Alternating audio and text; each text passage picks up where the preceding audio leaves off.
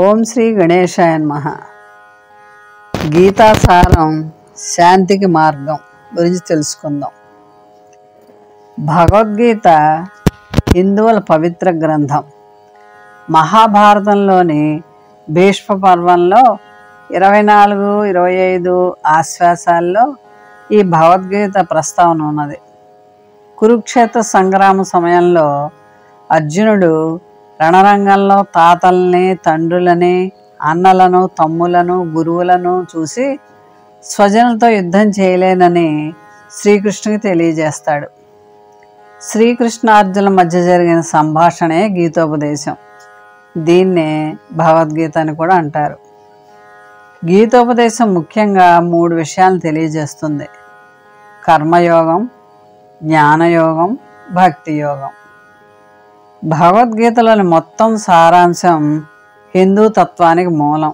అందువల్లనే భగవద్గీతను హిందువులందరూ తమ పవిత్ర గ్రంథంగా భావిస్తారు. గీత అనగా గీ అంటే త్యాగం, తా అంటే తత్వం. ఈ రెండింటినీ బోధించేదే భగవద్గీత. ఉపనిషత్తుల సమస్త సారాంశం ఈ గీతలో ఇమిడి ఉంది. భగవద్గీతను అర్జునుడికి శ్రీకృష్ణుడు మార్గశిర శుద్ధ ఏకాదశి నాడు బోధించాడు.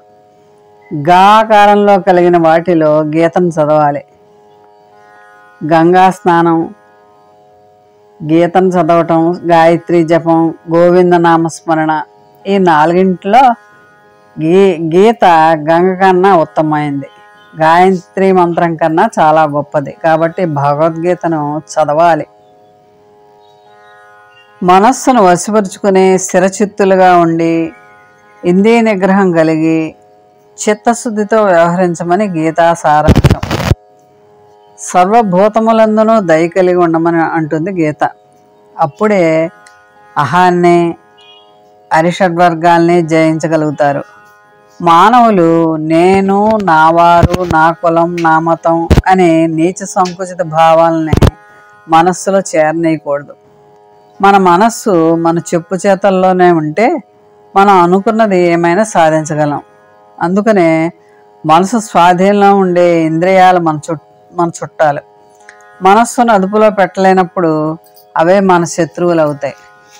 భగవద్గీతలో అర్జుని విషాదయోగం, కర్మయోగం, నిష్కామయోగాలు ముఖ్యమైనవి. కర్మయోగం అంటే ఫలితం ఆశించకుండా పనిచేయటం. జ్ఞానయోగంలో సృష్టిని గూర్చి తెలుసుకుంటాం. తారక బ్రహ్మ యోగంలో బ్రహ్మ, ఆత్మతత్వ కర్మలను గూర్చి అర్జునుడు అడిగిన ప్రశ్నలకి శ్రీకృష్ణ పరమాత్మ జవాబులు. రాజరాజ గుహ్య యోగంలో భూమి పుట్టుక వగైరాల గురించి వివరించారు.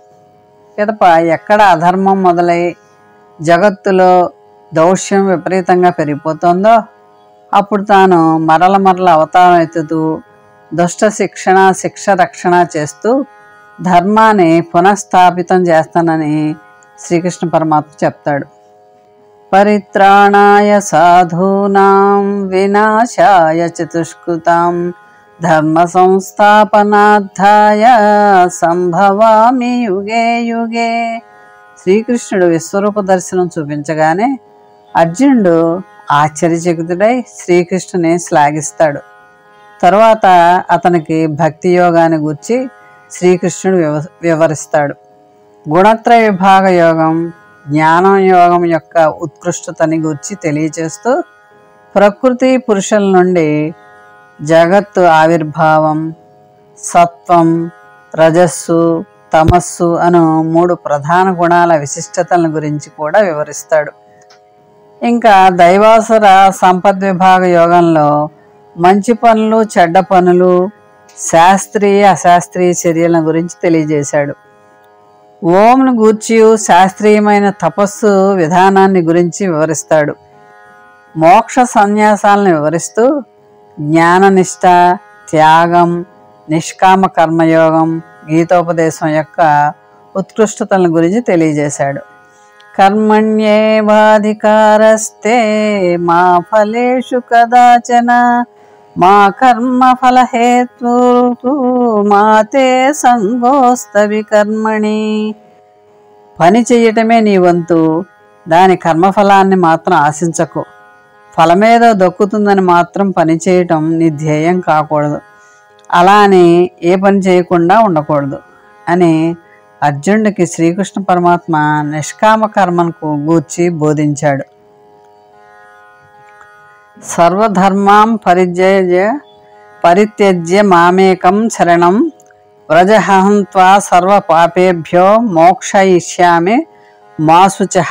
సర్వధర్మాలను వదిలివేసి నన్నొక్కడనే అంటే శ్రీకృష్ణ పరమాత్మని శరణు వేడుకుంటే ఆయనే పాపాల నుండి విముక్తి చేసి మోక్షాన్ని ప్రసాదించగలడని శరణాగత భావాన్ని శ్రీకృష్ణుడు వివరిస్తాడు.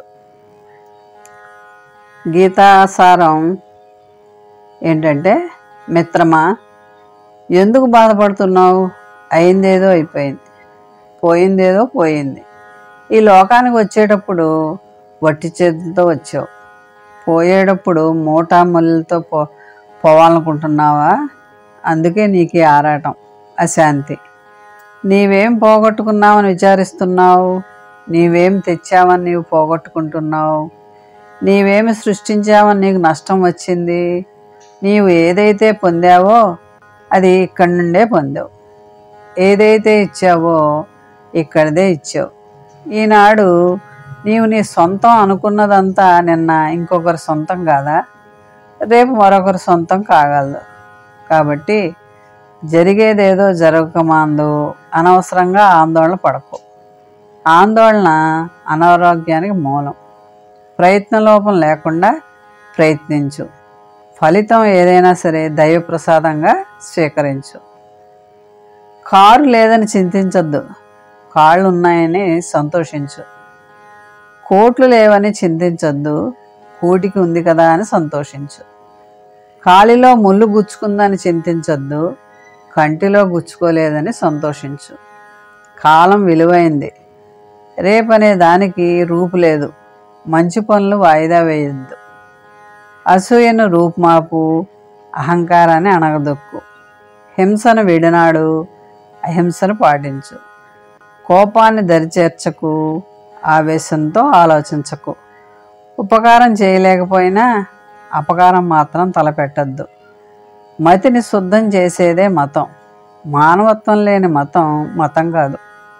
దేవుని పూజించు, ప్రాణికోట్లకు సహకరించు.